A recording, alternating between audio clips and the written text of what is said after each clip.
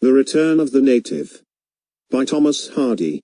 The Return of the Native is Thomas Hardy's sixth published novel. It first appeared in the magazine Belgravia, a publication known for its sensationalism, and was presented in 12 monthly installments from January to December 1878. In the 20th century, The Return of the Native became one of Hardy's most popular and highly regarded novels. Characters: Clement, Clem, Yeobright. A man of about 30 who gives up a business career in Paris to return to his native Egdon Heath, to become a schoolmaster to the poor and ignorant. Hardy himself gave up a successful career as a London architect and returned to his native Dorchester to become a writer. The beauty here visible would in no time be ruthlessly overrun by its parasite, thought. Clem is the native to which the book's title refers. Eustacia a raven-haired young beauty of half-Italian ancestry, who chafes against her life on the heath and longs to escape it to lead the more adventure-filled life of the world. Some of the heath folk think she is a witch. Hardy describes her as the raw material of a divinity whose celestial imperiousness, love, wrath, and fervor had proved to be somewhat thrown away on Netherwood Egdon. Mrs. Yeobright, Clem's mother, a widow of inflexible standards. Thomasin has lived with her for many years, but Clem is her only child.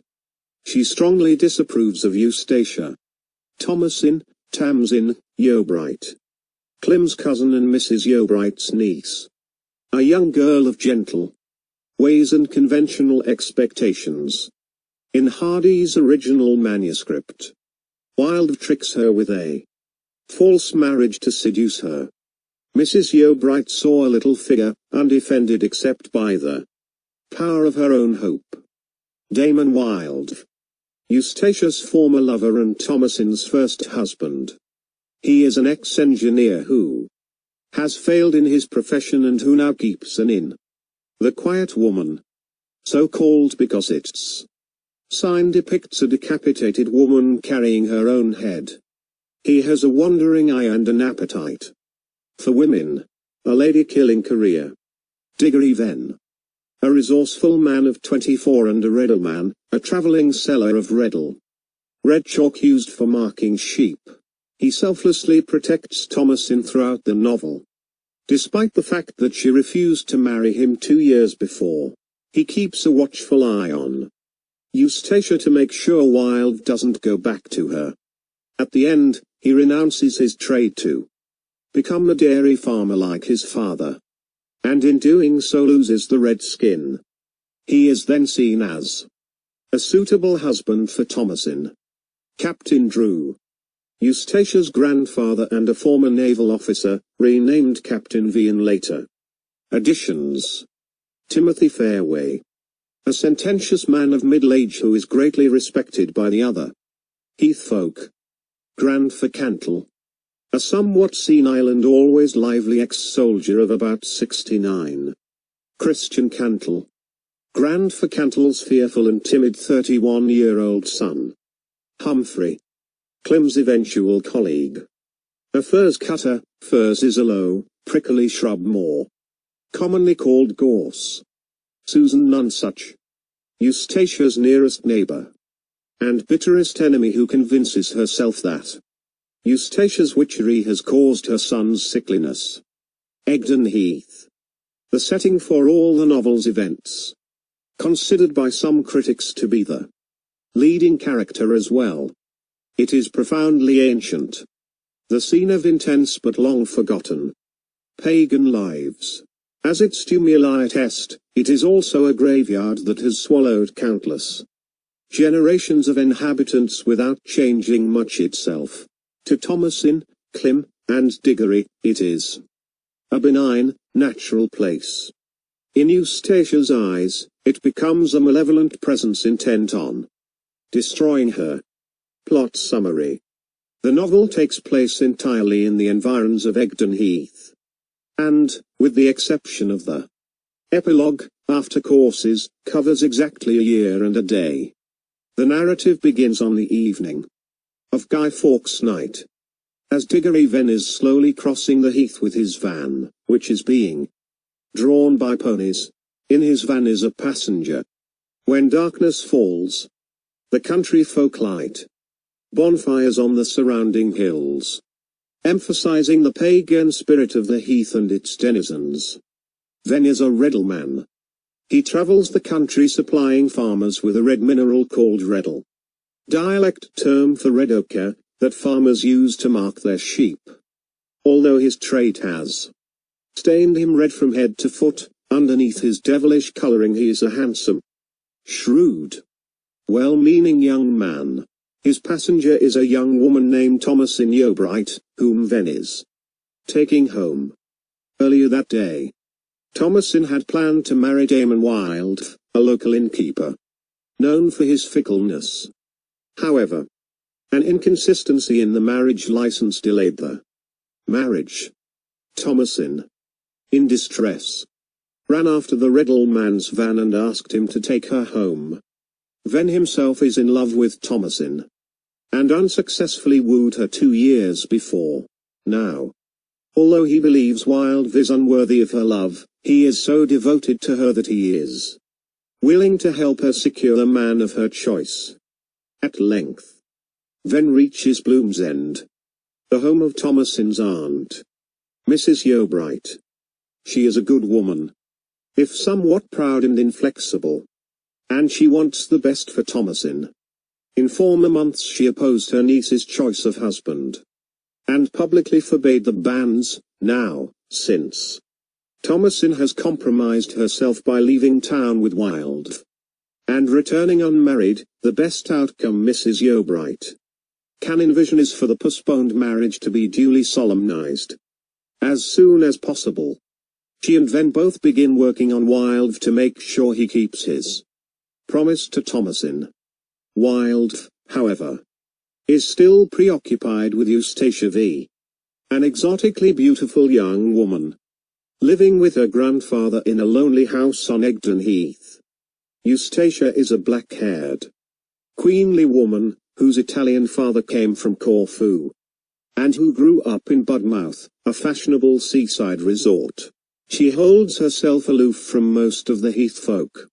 They, in turn, consider her an oddity, and some even think she's a witch. She is nothing like Thomasin, who is sweet-natured. She loathes the heath, yet roams it constantly, carrying a spyglass and an hourglass. The previous year, she and Wild were lovers. However, even during the height of her passion for him, she knew she only loved him because there was no better object available. When Wild broke off the relationship to court Thomasin, Eustacia's interest in him briefly returned. The two meet on Guy Fawkes' night, and Wild asks her to run off to America with him. She demurs. Eustacia drops Wild when Mrs. Yeobright's son Clem, a successful diamond merchant, returns from Paris to his native Egdon Heath. Although he has no plans to return to Paris or the diamond trade and is, in fact, planning to become a schoolmaster for the rural poor, Eustacia sees him as a way to escape the hated heath and begin a grander, richer existence in a glamorous new location. With some difficulty, she arranges to meet Clem, and the two soon fall in love. When Mrs. Yeobright objects, Clem quarrels with her. Later, she quarrels with Eustacia as well. When he sees that Eustacia is lost to him, Wild marries Thomasin, who gives birth to a daughter the next summer. Clem and Eustacia also marry and move to a small cottage 5 miles away, where they enjoy a brief period of happiness. The seeds of rancor soon begin to germinate. However, Clem studies night and day to prepare for his new career as a schoolmaster, while Eustacia clings to the hope that he'll give up the idea and take her abroad. Instead, he nearly blinds himself with too much reading, then further mortifies his wife by deciding to eke out a living, at least temporarily, as a furs cutter. Eustacia, her dreams blasted, finds herself living in a hut on the heath, chained by marriage to a lowly labouring man. At this point, Wilde reappears. He has unexpectedly inherited a large sum of money, and is now in a better position to fulfill Eustacia's hopes. He comes calling on the Yeobrights in the middle of one hot August day and, although Clem is at home, he is fast asleep on the hearth after a grueling session of furs cutting. While Eustacia and Wilde are talking, Mrs. Yeobright knocks on the door. She has decided to pay a courtesy call in the hopes of healing the estrangement between herself and her son. Eustacia looks out at her and then, in some alarm, ushers her visitor out at the back door. She hears Clem calling to his mother and, thinking his mother's knocking has awakened him, remains in the garden for a few moments. When Eustacia goes back inside, she finds Clem still asleep and his mother gone. Clem, she now realizes, merely cried out his mother's name in his sleep. Mrs. Yeobright, it turns out, saw Eustacia looking out the window at her. She also saw Clem's gear by the door, and so knew they were both at home. Now, thinking she has been deliberately barred from her son's home, she miserably begins the long, hot walk home. Later that evening, Clem, unaware of her attempted visit, heads for Bloom's End and on the way finds her crumpled beside the path, dying from an adder's bite. When she expires that night from the combined effects of snake venom and heat exhaustion, Clem's grief and remorse make him physically ill. For several weeks, Eustacia, racked with guilt, dares not tell him of her role in the tragedy. When he eventually finds out from a neighbor's child about his mother's visit and Wilde's, he rushes home to accuse his wife of murder and adultery. Eustacia refuses to explain her actions. Instead, she tells him, "You are no blessing, my husband," and reproaches him for his cruelty. She then moves back to her grandfather's house, where she struggles with her despair. While she awaits some word from Clem, Wilde visits her again on Guy Fawkes night, and offers to help her get to Paris. Eustacia realizes that if she lets Wilde help her, she'll be obliged to become his mistress. She tells him she will send him a signal by night if she decides to accept. Clem's anger, meanwhile, has cooled and he sends Eustacia a letter the next day offering reconciliation. The letter arrives a few minutes too late. By the time her grandfather tries to give it to her, she has already signaled to Wilde and set off through wind and rain to meet him. She walks along weeping, however, knowing she is about to break her marriage vows for a man who is unworthy of her. Wilde readies a horse and gig and waits for Eustacia in the dark. Thomasin, guessing his plans, sends Clem to intercept him. She also, by chance, encounters Diggory Ven as she dashes across the heath herself in pursuit of her husband. Eustacia does not appear. Instead, she falls or throws herself into nearby Shadwater Weir. Clem and Wilde hear the splash and hurry to investigate. Wilde plunges recklessly after Eustacia without bothering to remove his coat, while Clem, proceeding more cautiously, nevertheless is also soon at the mercy of the raging waters. Ven arrives in time to save Clem, but is too late for the others. When Clem revives, he accuses himself of murdering his wife and mother. In the epilogue, Ven gives up being a Reddle man to become a dairy farmer. 2 years later, Thomasin marries him and they settle down happily together. Clem, now a sad, solitary figure, eventually takes up preaching. Alternative ending. In a footnote towards the end of the novel in some compendium editions, Hardy writes, "The writer may state here that the original conception of the story did not design a marriage between Thomasin and Ven. He was to have retained his isolated and weird character to the last. Thomas in remaining a widow, but certain circumstances of serial publication led to a change of intent. Readers can therefore choose between the endings, and those with an austere artistic code can assume the more consistent conclusion to be the true one. End of the summary. Thank you.